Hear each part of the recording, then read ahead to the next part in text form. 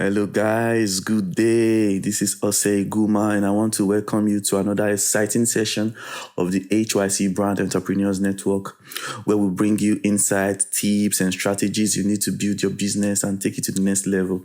So today, we're diving into a topic that's the heartbeat of every successful business. I'm talking about customer retention. That's right. So it's not just about getting your customers to your DM, getting your customers to the door, but it's also about keeping them and making them come back for more, right? So to help us unpack this golden strategy, we've got a special guest in the house, Senami Onadele.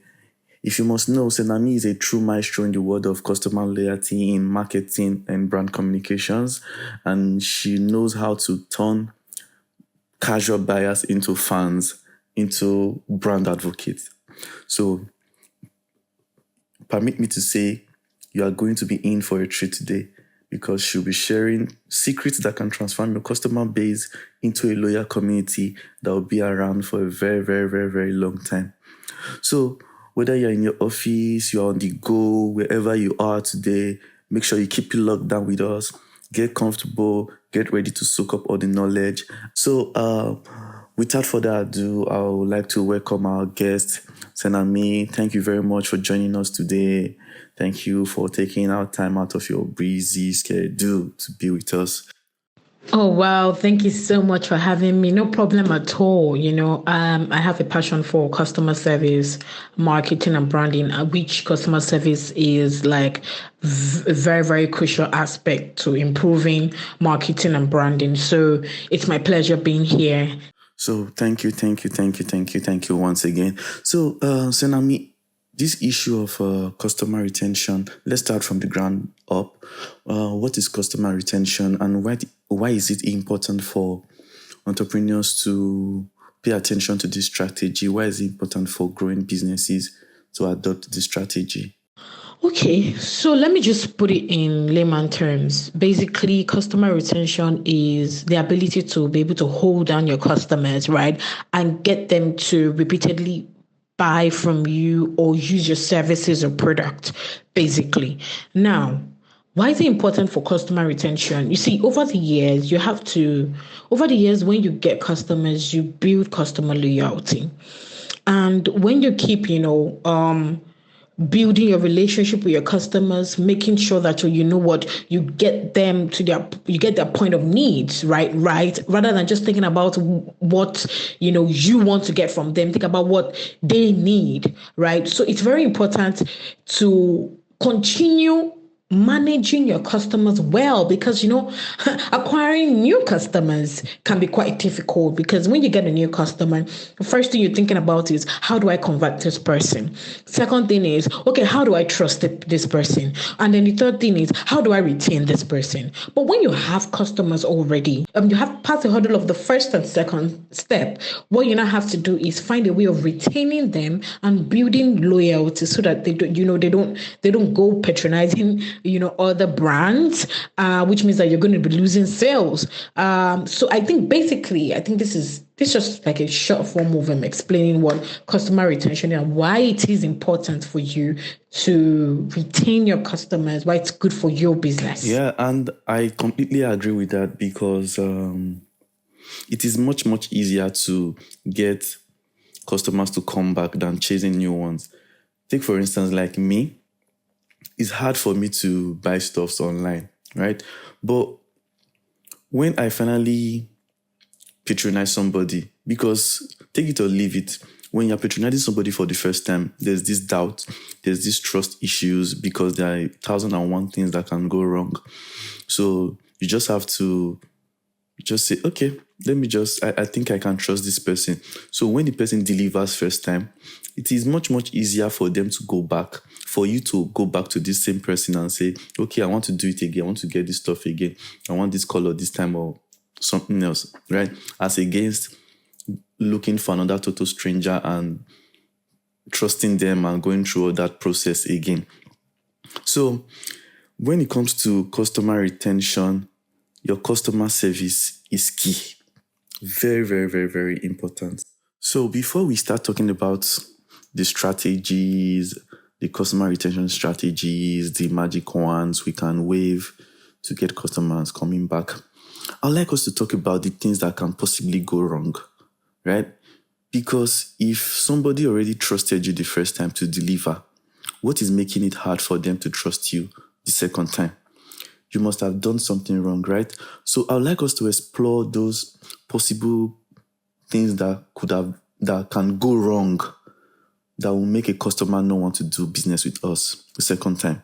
Let me tell you outrightly, the first thing that can go wrong, right, with losing a customer on the first trial of them, trying to patronize you, is whoever is talking to them, your customer representative. That person that is talking to them over the phone, or whether it's on Instagram, because the world has gone digital. So let me tell you, I hardly go places to buy things now. I just go on Instagram and I look for vendors on Instagram that I can trust, and then I chat with them. But it depends on how you respond to me. Then I would know if I'll patronize you or not. So it's very important. I think it's the number one thing.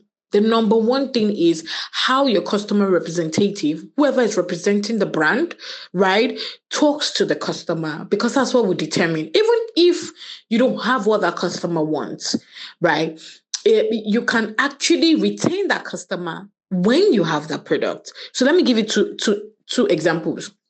Imagine you reach out to a brand and you say, "Hi, do you guys sell diapers?" Let's say, for example. And then the person says, "Hi, yes, we do." And you're like, "Okay, how much is your diaper?" 6'8". You're like, "All right. Is that the only one you have?" "No, we have another one, 3'8", and another one, 54,000. That's it. I'm not chatting with you again. You've lost me. But imagine, let me paint another scenario where you come and you say, hello, do you guys have diapers? And then the first message you see is an automated message. That already creates this perception. Do you understand? It shows that you're deliberate about your customers. All those automated messages you see, or maybe when the person picks up the phone and says, "Hello, good afternoon. My name is Sanami. Welcome to blah blah blah. What would you like us to do for you?" The voice is already pleasant, as against the other person saying, "Hello, yes, 3'8". Do you understand? And this happens a lot with Nigerian brands. A whole lot. I don't want to delve into that because we're not going to finish that aspect right now, right? But the first thing is, whoever is representing you. The second thing is how you package yourself. You might not have that product, but you go, "Oh, you know what? We're expecting shipments in about 3 weeks, and we would really like to for you to get from us, because we have very quality products. You know what? We're going to give you an incentive because you're going to be waiting." This is how people should sound, because they want the customer to know they actually care. See, sometimes customers don't even buy things from me because maybe they're expensive or cheap. They buy things from me because they have an emotional connection with you. So that's one thing to look out for when you're employing, and it starts with employment. When you want to employ people, ask them emotional and intelligent questions, and also look for their soft skills, but still consider their years of experience. But their soft skills are equally as important as their years of experience. See, that one right there is a very, very important one. That poor customer service. So many growing businesses have that issue with poor customer service. They are so casual when they are communicating businesses online. Sometimes maybe it's because as growing businesses, they use the same line they use in chatting with family and friends for businesses as well. But I would like to say this: if you're a growing business and you fall into this category, you don't have a separate line for business, right? When you are getting a call or a message on that particular line and you don't recognize the number, it is assumed that because you've put that number as your business number, your next big sales or your next big opportunity is going to come through that line, right? So when you are seeing a message for the very, very first time from somebody, your tone should be a professional tone, because you are doing business with that line. If the person turns out to be an old friend or somebody then you can switch. But if you are just seeing this person for the very first time online in your inbox, maintain a professional tone, because there are some first impressions you make that you might not even have the opportunity to correct again. Personally, up till now, I still have issues with ordering stuffs online. Up till now, even in this digital age. Personally, there are some things that I can never order online. Let me not say never, but let me say there are things that I find very, very, very, very difficult that I still have never ordered online. And that's because I'm very, very picky. If I tell you I want this shade, it has to be that shade. If you deliver the wrong shade, it's a turn off for me. I might end up not liking that stuff, right? So I am very, very big on what I ordered versus what I got. You can say that again about that, what I ordered versus what I got. And this is where most growing businesses lose it. There's this a very, very, very big issue with what I ordered versus what I got. So have you had any what I ordered versus what I got experience? This question about what I ordered versus what I got is like a pandemic in Nigeria. Like, it's a plague right now, because it's just the height of deception for me. A lot of vendors will, especially online, will promise you heaven and earth, and then when you get it, you're like, ah. So yeah, I've had a couple. I've had both the good and both the bad experience, and based on that, I've even created relationships with some online vendors. So there was one I ordered clothes from, and the dresses were really good. When it came, they weren't my size. Like, I told her my size, and clearly, when it came in, the dress was 2 sizes down. It was even written on the neck. And then I call her and I say, how far? Like, look at this. I even wore it. She said, no. And the lady argued with me that I gave her the wrong sizes. So I took a picture of the label. You know what? Just to cut the long story short, those dresses are still in my house. I'm looking for who to give them to. So you can imagine what went on. So there's no way I'm going to patronize that person ever again. And if I see my friend patronizing them, I am going to make sure they do not buy from them, no matter how lovely the outfit looks. So you see, they just lost a lot of customers, because one customer can create a ripple effect that stops you from, getting more customers. And well, I'm not one to really comment, except I'm really, really pushed. You hardly find my comments, even when things are very funny or whatever content it is. I hardly comment on people's pages, because, the internet always remembers, right? But if I could go out of my way, I would put a comment, do a video, let everybody know that this person is a scam. You understand me? So, but the second one was that I wanted to buy this something like a girdle a while back. And when the girdle came in short, the lady was so patient. Why? Because I told her to deliver it by 4 p.m. at the home. Unfortunately, there was traffic. I was still in traffic till 6 p.m. I don't know where she got that kind of dispatch rider from, because all the dispatch riders I meet are horrible. But this guy waited from like 5 p.m. to like 6:30, and I didn't even know he was waiting. Then I called him and said, that time, so person gave me your phone number. Where are you? He said, that he's been here, but she told him that he should wait because I have to try it on. I was like, you know what? No, don't worry. Go. If it's not my size, I'll find a way to return it back to her. And lo and behold, I got home, it was bigger than me. So I was a bit scared, because it was my first time buying from her. But I was like, you know what, let me just wing it. And this was something that was about 50 something thousand. But when I came out 2 items from her, both items were not my sizes. They were actually, one was smaller, one was bigger. So I called her, did a video, and she was like, no problem. But you know what? That she doesn't have the size I need right now. but that she'll keep me updated within the next 1 or 2 weeks. And she did. She even sent the dispatch rider to pick it up without collecting anything. She said, okay, that what I'll do for her is when he's returning it, I'll just pay for the return. And I was like, fine. And the lady kept me in the loop for 2 weeks. In short, it came in after 3 weeks. But guess what? She managed me so well that if there's anybody who needs any form of girdle or anything lady wears, I will definitely, promote her or refer her, because her service was impeccable, in as much as she even still delayed me. So I think other vendors out there should just, take citation from this, be like that, and so that your customers can believe in you more, right? And then you can of course retain customers. So yeah, that's my experience. Wow. Now, this takes us back to good customer service, right? Good customer service and emotional intelligence. You see these two key attributes, especially emotional intelligence, they can score you more points when things go wrong, more than even when things go well. Because 1,000,001 things can go wrong in business and during business transaction. But when things go south, the way you are able to handle that issue might even score you more points than when things don't go wrong.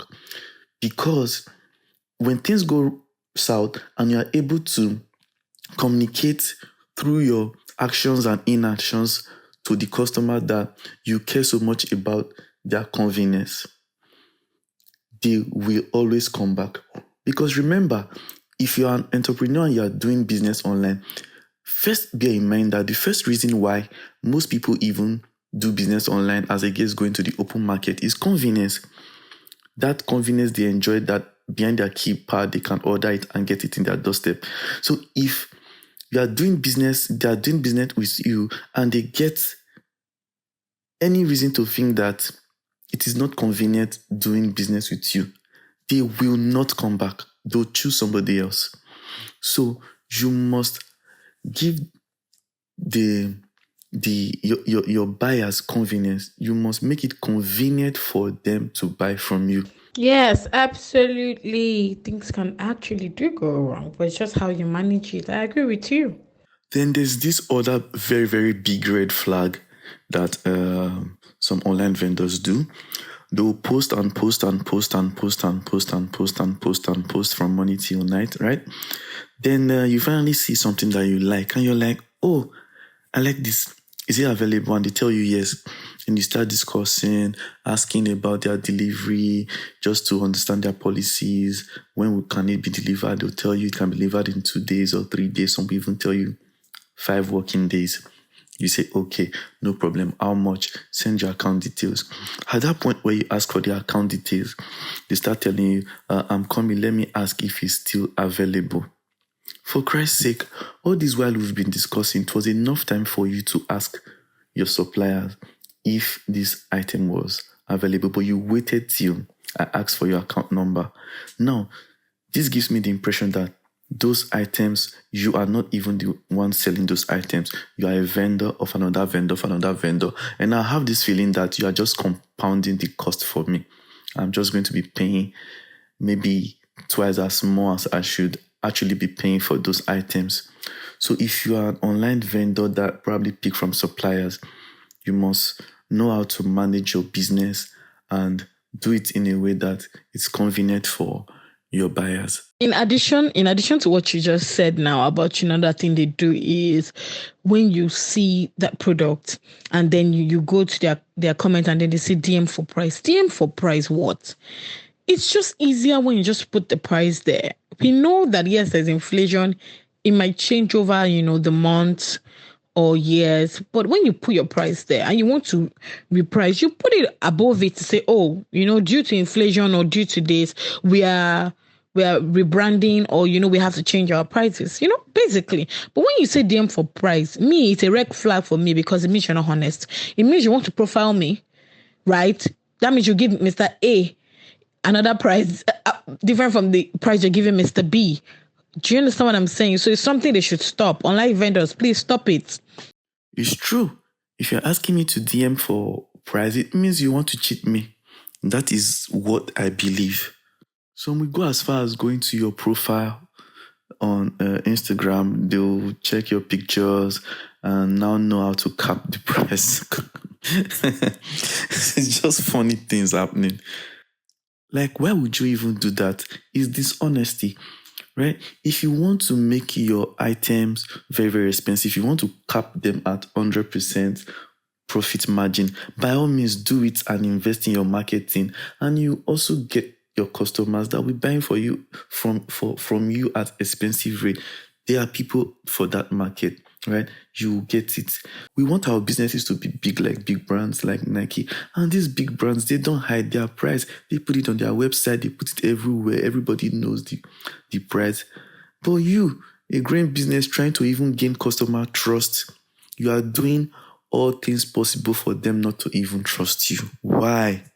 Or say I went through something similar recently.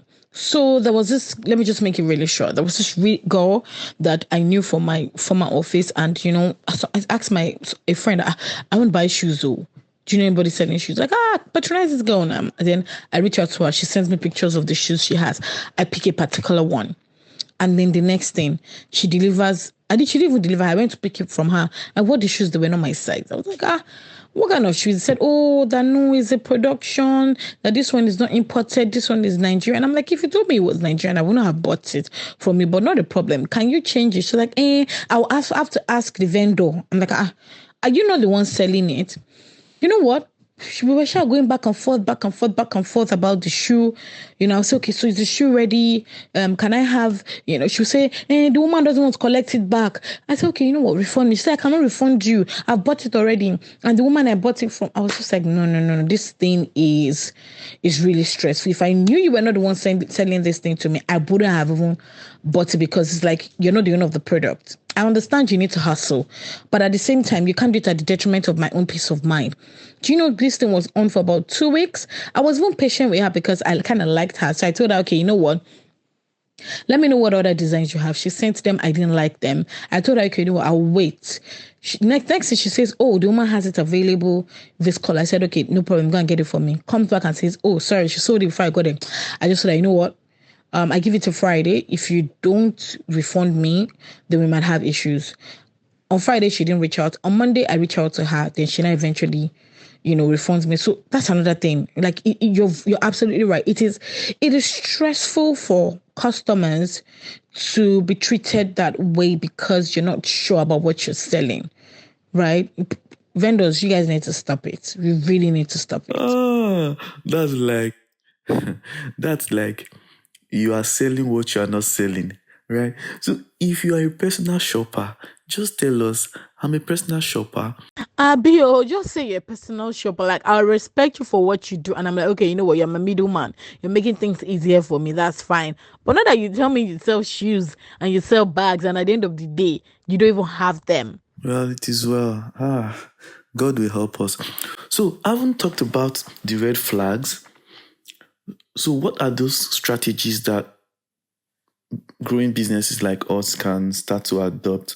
What are those things that we can do right to make sure our customers keep coming back for more? So I'm going to try and breeze through about 10 strategies that big businesses have adopted over time, that also small businesses, can adopt and leverage on in retaining and acquiring customers here in Nigeria, right? Without incurring significant costs, actually. So the first one is leveraging on social media. Social media is an amazing tool, like really, really amazing tool. You can build relationships on social media and brand loyalty by consistently communicating. It might take a while. It might really take a while, and you might need to spend a little, because in marketing is eventually you still have to spend money. But slow and steady remains the race. Some people have a lot of money and then they get customers faster. But if you don't have a lot, you can just make sure that, you keep using your platforms well. Instagram, Facebook, Twitter, LinkedIn, and even direct communications with your customers. So just make sure. And then another important thing is getting customer testimonials. When you have good testimonials, just take a screenshot or do a video or get an interview from your customers and post it. It helps people trust the brand more. So that's one strategy. That's leverage on social media. The second one is customer referral program. This works a whole lot, actually. You need to learn to encourage your existing customers to refer new clients, or to even encourage those already existing customers by offering discounts or maybe small incentives, as I mentioned earlier, for successful referrals. So I've worked with a lot of brands, and I've seen a lot of brands that say, you know what, refer someone and get 5,000 naira.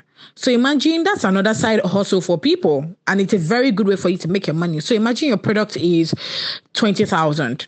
Right, and maybe the gain you're making on that product is 15,000 naira. For that period, you could actually, do away with 5,000 to be able to retain these customers more and even get new customers.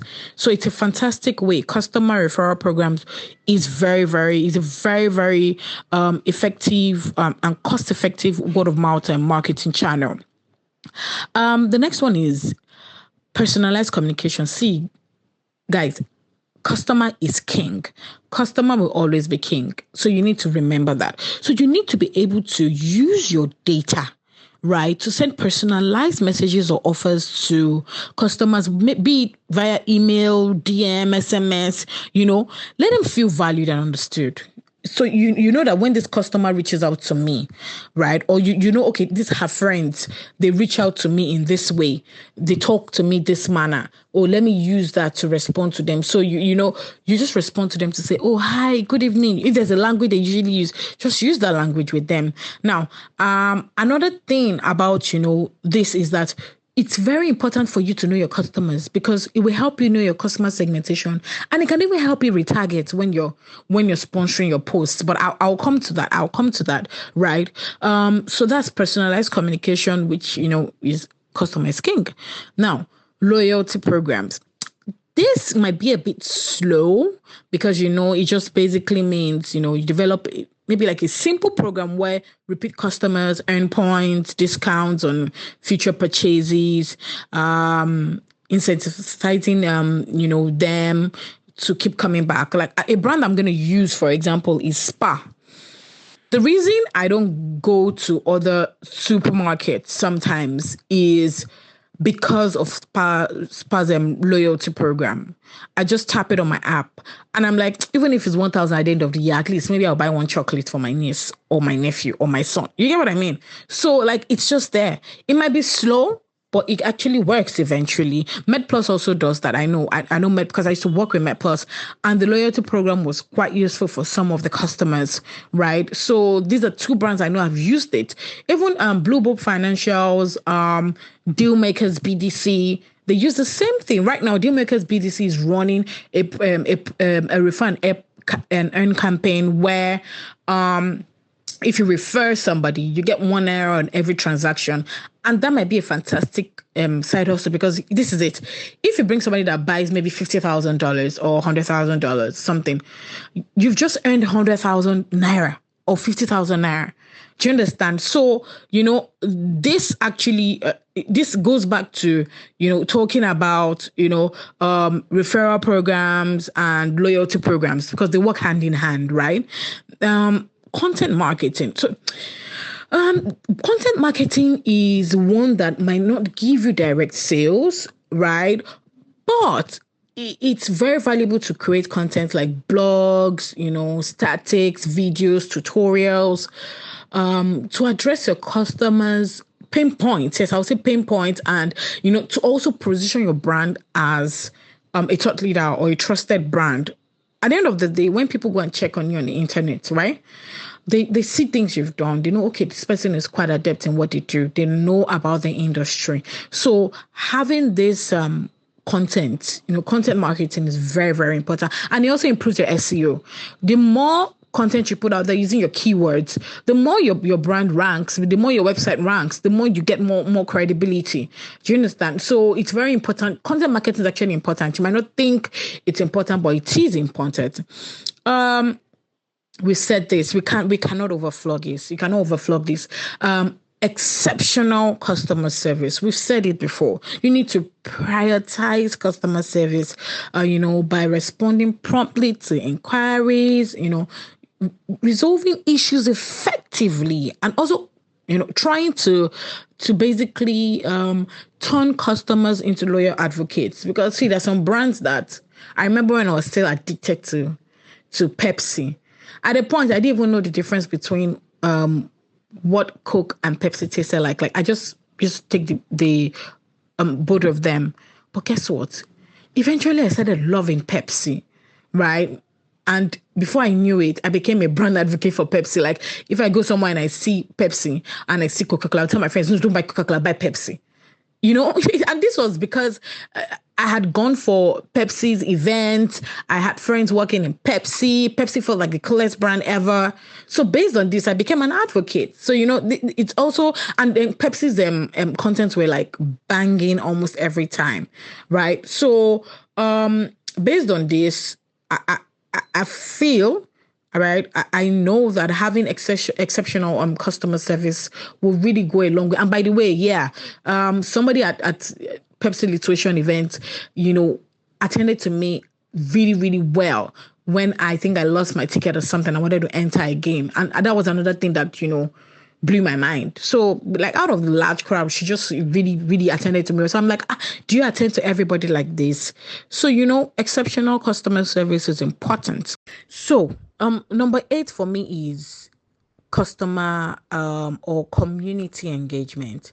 You need to involve yourself in local events, sponsor, no matter how small the community activities are, or just participate, even if it's at school. Even if it's on children's, they just, do something for your school, go to a community, do something.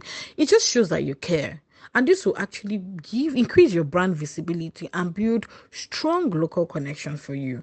So, when you have these local people on your side, they might not be exact target audience, but trust me, you're building loyalists for yourself. Also, you need to take feedbacks. It's very important. Feedback loops. Regularly ask for feedback. Oh, good afternoon, ma'am. Okay, so I saw that you bought so from us. Would you like to give us your feedback after buying from us? Something like that. So it's important to regularly ask for feedback and act on it, not just asking, and let them know that you value their opinions, which is what makes them feel loved.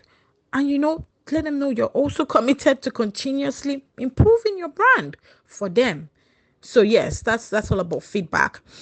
And then the last one is affordable advertising. And I'm gonna cite some very personal examples from this. And I mentioned at the beginning that I am a brand and marketing. Let me call myself an expert because that's where I'm going to. So I'm already speaking it into existence, right?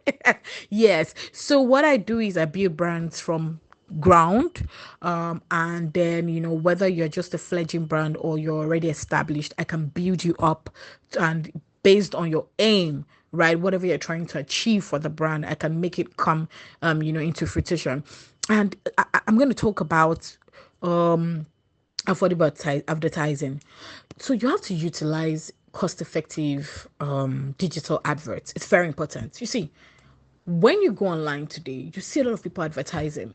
And it's something I see a lot of times. I see brands that catch my eyes and I click on it. So when I was going to join the company I currently work for, because I work for like different companies, right? Blue Bob Financials, Dealmakers, BDC, and then some other brands. When I was going to join Blue Bob, it was we had about 279 followers. And right now, 6 months down the line, we have close to about I think 11,600. Yeah, about that. And then for deal makers, we're about 9,700 deal makers BDC.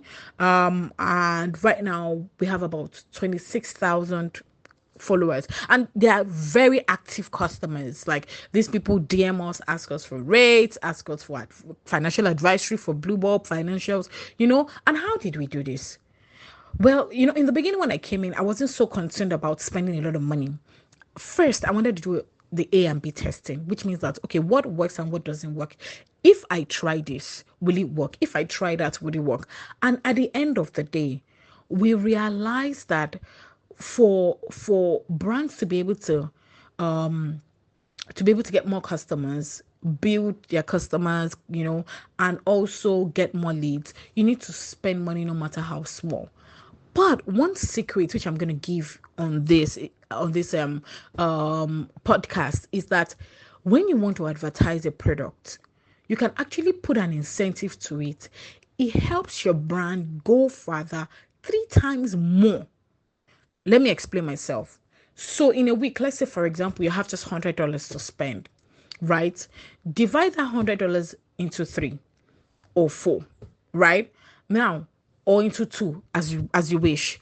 Imagine you're dividing it into two, but I would advise you to divide it into three, right? So let's just say $90, 30, 30, 30.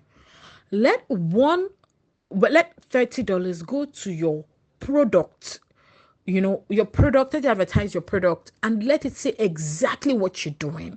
Now you can put a human feel to it. Do you understand? Put a human, because people connect more with human feels. Or you can make it a testimonial, and then at the end of the day talk about what the product, or in the testimonial talking about what the product does. That already endears people to you. But while that is going on, instead of putting the other $30, right, on one post that is just maybe an engagement post or another static product post, divide that, take that $30, right? Use it as incentive. So change it to Naira. We're in Nigeria. So use that as incentive to say, okay, you know what? 5,000 people, you can win 5,000 Naira. So, maybe let's just say the exchange is 1,500 right now. You can say, okay, you know what? With these $30, I'm going to give 5,000 Naira to maybe 6 people. So let's say the exchange rate, which is like currently about 1,600, between 1,600 to 1,590, right? Let's say that's what it is right now, right? So which is $30 times 1.6, right? Which gives us about 48,000. So you can split that 48,000 among 6 people, or amongst 5 people, or amongst 4 people, and say, okay, you know what? I'm giving 12,000 or 10,000 naira to anybody that can respond to this engagement. So it could be a puzzle, it could be a question, it could be a question about your brand, whatever it is. Now, would you believe that instead of just putting that $30 or putting 60, because we have $60 left, right, on one post, and just for it to be getting likes, do you know that you can get times 3 engagements if you put the $30, which was now converted to Naira, right, to as incentive, and then you now use the remaining $30 to sponsor that post. Now, instead of you, let's just say for example, instead of you getting maybe about 1,000 likes, and the engagement you get from it, you can get up to, and sometimes you don't even get a comment on just sponsored posts, but you can get up to, or more than, hundreds of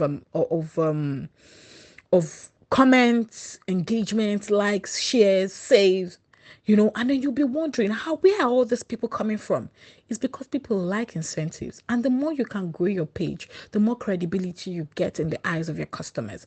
So I hope that, these few strategies, right? I hope the strategies have been able to help you realize cost effective, though. Just don't overdo it, right?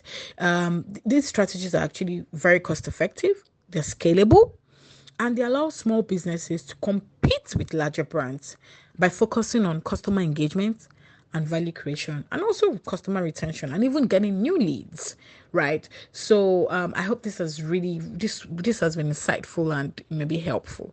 Yeah, I wish you guys all the best, though. We've been trying it out, and if you need anything, you could reach out to me. My handle is at Senami on Adele on all my platforms. Yeah, I could be of help. I could be of help.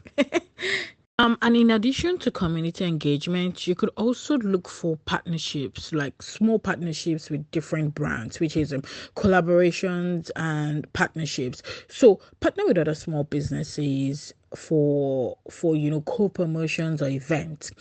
This will expand your reach beyond your imagination without significant costs, right? So just partner with small businesses. If you have people in the same industry, although you might not want to keep doing things with your competition, but at the same time the world has evolved. You both can share the pie, right? Yeah, so just keep partnering in events. Say, okay, you know what, let's co-host, have webinars. This really works. In short, people prefer going for webinars now than going for physical events. So organize webinars, partner with other brands, see if you can leverage on other people's events, see if people can leverage on your event, right? Yeah, so this will help. This is a win-win situation for everybody. Yeah, so partnership and collaboration is very important. Wow, man, that was a whole lot. Thank you very much.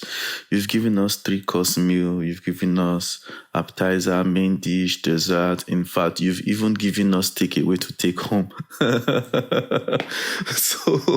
so I want to really, really appreciate you. Because come to think of it, these strategies are same strategies that the big businesses employ. These strategies are strategies that they put in slides, they do presentations for board to approve, and you've been able to give it to us in a very, very concise and broken down format that we can adopt in our growing businesses. And it's just so amazing how you were able to break it down and make it relatable to us. This goes to show that you are a marketing guru. Yeah, I like the sound of that, marketing guru. Thank you very much. I really do appreciate that. Yeah, so for those of you that don't know, I know most of you don't know, Senami has managed me on so many projects. When I was working in MedPlus, Senami was my manager because she was the brand and marketing manager then, so she was my direct manager then. And even after she left MedPlus, we worked on so many brands and projects together. So Senami is a very, very, very big fish when it comes to marketing, brand, and communications, but she's just trying to play humble and play humble. But will I keep quiet? No. Oh please, no, please, I beg you. I'm just doing my best to change the world, right? And make the marketing space, really helpful to both brands and customers. Basically, it's just a passion.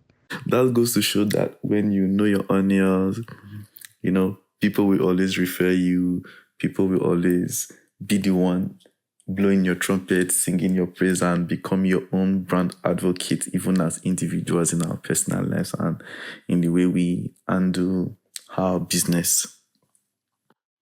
So I'm very, very sure. I'm convinced that we've learned a whole lot today. So I want to thank you once again, Senami, for coming through, for taking our time to be with us today. We really, really, really, really, really appreciate you. And on behalf of the NHYC Entrepreneurs Network, we say a very, very, very big thank you. So, but before we go, tell us about Minibar. Minibar, yeah. Tell us about your platform, Minibar. Oh, yes, thank you. So we've been saving the best, for the last. So basically, Minibar is made in Nigeria, inspired by Africa. We're basically a platform that promotes Nigerian entrepreneurs, which is why we're partnering with HYC brand. We're a brand that promotes African fashion, and what we're trying to do is to bridge the gap between Nigerians in the diaspora. I remember when I went to the US and I was wearing a particular outfit. This thing happened like 3 times, and people were like, "Oh my God, where did you get that from?" And I'm like, "Oh, I bought it from Nigeria." They're like, "Oh my God, can I get it?" And at that point, I was like, "How do I send it to these people?" That's where Minibar comes in. If you see the outfit abroad from and the entrepreneur or the fashion designer is in Nigeria, we will get it to you. Also, I got one outfit for my brother and he wore it to work and his boss was raving about it. And right now we've sent about 3 of those outfits to him from a Nigerian brand.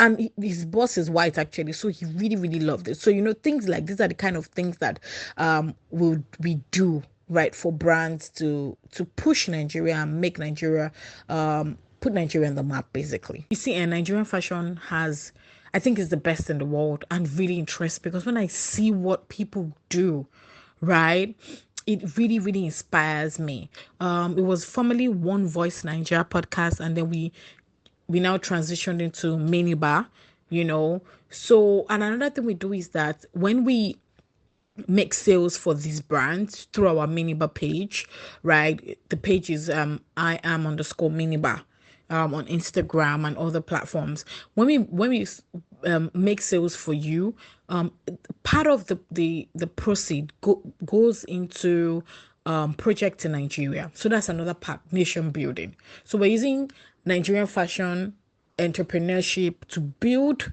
our nation. So we have different projects coming on. Currently, we have one that is called the Makoko Support Fund. They had an incident in Makoko where about 10 houses got burnt. And then based on that, we've been able to build about 2 places and also donate materials to some people. Yeah, so that's basically what Miniba is about. Also, when you check our page, you see us promoting different brands without them even paying us. It's part of what we're trying to do, right? We want to really, really put Nigeria out there. We're a small brand, we're trying to build, right? But with time, we're going to go bigger because, something is cooking. So for now, we're still, just testing the waters. But our podcast, we've had over or almost 40 episodes because we have 4 seasons so far. So if you want to learn across board, we've had different types of entrepreneurs actually come on our podcast. You could just go listen to us. Check the link in the bio to listen to all our podcasts so far from season 1 to season 4. So also thank you so much. Thank you so much for giving Miniba the opportunity to actually express herself, and also giving us the opportunity to come on your podcast. That is truly, truly, truly, truly inspiring. Very inspiring. So, one last thing I promise before we let you go for today. On the Entrepreneurs Network, we've got established business people as well. We've got growing businesses. We've got startups. We've got people that are just starting up. We've got people that are full-time entrepreneurs and people that are just doing 1 or 2 businesses as side hustle, looking for ways to make it something big and sustainable, right? So what is your parting word for everybody doing business in whatever capacity?